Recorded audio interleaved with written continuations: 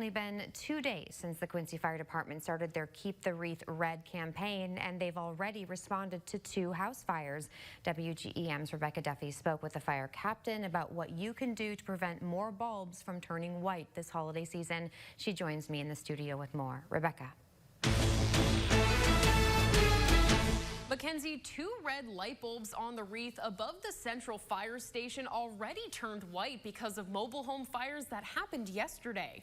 A mobile home on McKinney Street and a mobile home on Hurley Drive caught fire on Thanksgiving Day because of improperly disposed cigarettes.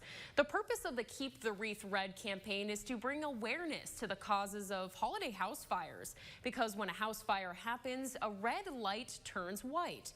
Captain Jerry Mast says although there were 2 house fires at the start of their campaign, they usually become less frequent throughout the season.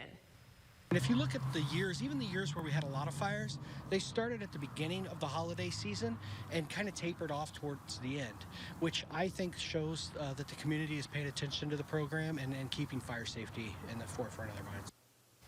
The fire department wants you to check your smoke and carbon monoxide detectors, put cigarettes out all the way in an ashtray or sand bucket, and refrain from cooking with an open flame if you are not watching it. Mast says it's important to create an emergency escape plan with your children. And Mast says the fire awareness campaign runs through New Year's Day. Rebecca Duffy, WGEM News. And thank you, Rebecca. And Mast says they have a few smoke detectors at Central Fire Station if you need one, and their address is 906 Vermont Street. And firefighters say that they can also check your smoke detectors for you.